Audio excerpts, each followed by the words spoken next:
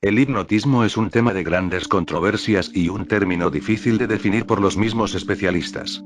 Suele considerarse como un estado de la mente durante el cual se produce un proceso de alteración temporal de la personalidad. En este estado, los pensamientos y acciones del sujeto son condicionados por un operador. De esta manera, el sujeto cree vivir un escenario que le plantea el operador, como si estuviese en un sueño. La mente humana se encuentra separada en dos grandes divisiones. La parte que maneja el pensamiento consciente y la que maneja el inconsciente. Cuando estamos despiertos opera la primera, y cuando estamos dormidos, la segunda. El hipnotismo por sugestión consiste en permitir al operador entrar en contacto con la mente inconsciente cuando el sujeto está despierto, mediante sugestiones verbales. Transportarlo a un estado similar al de estar dormido en el cual el operador maneja los sueños. El sujeto es, desde luego, la persona hipnotizada. Y el operador es quien la hipnotiza. No es factible hipnotizar a todo el mundo. Los sujetos susceptibles son apenas el 25% de la población. Para lograrlo, se requiere que la persona que va a ser hipnotizada reúna las siguientes características: inteligencia, susceptibilidad, confianza en el operador, interés y deseo de ser hipnotizado y, desde luego, conocimiento y habilidad por parte del operador. El procedimiento que he delineado anteriormente tiene múltiples variantes, es difícil de llevar a cabo y tiene varias desventajas graves. Se crea una dependencia del sujeto al operador. Es complicado el tránsito al despertar normal. No existe una metodología clara para su práctica. No es posible la comunicación con el subconsciente de manera verbal, lo que hace de este procedimiento una técnica muy rudimentaria. Por lo general, no es usado en la medicina tradicional. Sus usos más comunes son en la terapia psicoanalítica, la medicina alternativa, como complemento de otras expresiones de la nueva era y en algunas sectas. La hipnosis favorece el recurso a mensajes subliminales, que es una seria violación de la libertad del individuo que lo recibe, ya que al ser percibidos por debajo del umbral de la conciencia, el receptor pierde toda posibilidad de discernimiento crítico sobre el mensaje que lo invade, y por ende, del control sobre los efectos que este mensaje causa en él. Una vez logrado el trance hipnótico, el operador cambia de mecanismos, empleando ahora la sugestión. Este sistema sensorial de hipnotismo fue el más utilizado por los iluminados y brujos de la antigüedad, ya que se logra que el sujeto sienta, o deje de sentir, de acuerdo a los deseos del operador. Y esto hace creer al paciente que se ha curado de tal o cual enfermedad. Dar órdenes posthipnóticas como "ya no te gusta fumar", o "la comida te desagrada", son contraproducentes, pues el sujeto busca cubrir el vicio, hábito o adicción que hipotéticamente dejaría, con algún sustituto, que puede ser peor. Se utilizan técnicas respiratorias para inducir la relajación, que es el paso previo al trance hipnótico.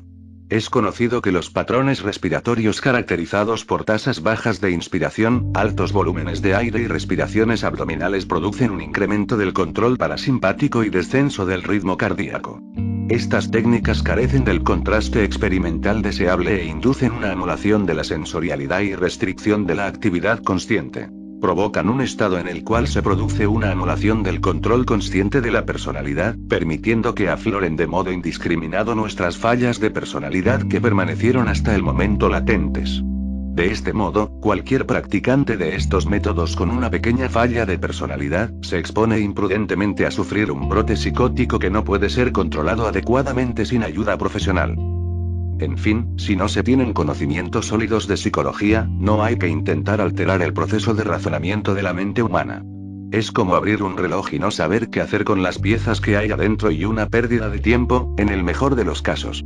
Como observación para los posibles interesados en esta disciplina, les recomiendo tener mucho cuidado con estas experiencias, pues una vez que se hipnotiza a un sujeto, hay que saber qué hacer con él. Se han puesto de moda las técnicas de control mental y el uso de la autohipnosis. Puede no parecer preocupante que ciertas composiciones musicales conduzcan al individuo hacia trances hipnóticos leves o fronterizos en los que no llega a registrarse una pérdida total de la conciencia, aunque sí una obnubilación de la misma.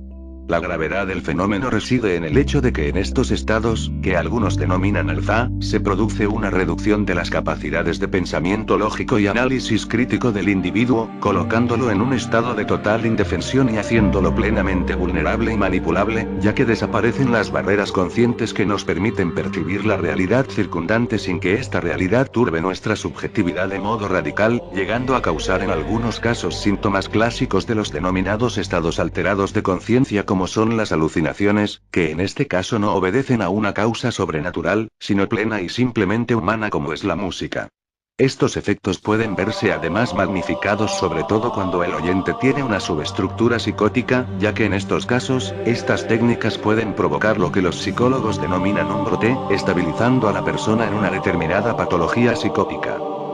Algunos proponen a la hipnosis como liberadora de las angustias y tensiones, promotora del desarrollo personal, cuando en realidad aporta elementos de alto riesgo que, aunque sean empleados bajo la supervisión de un verdadero profesional, pueden convertirse en vehículos de esclavitud y dependencia, de limitación en un verdadero desarrollo de la propia voluntad, del libre albedrío y por ende de la verdadera libertad.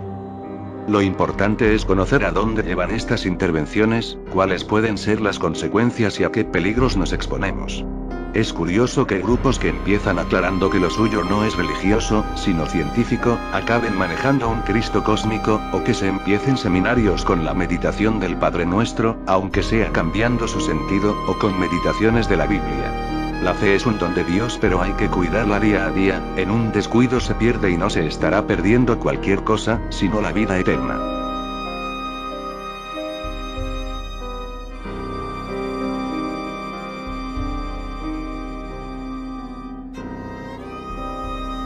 Si te gustó este video, por favor no olvides darle me gusta o compartirlo con alguien más.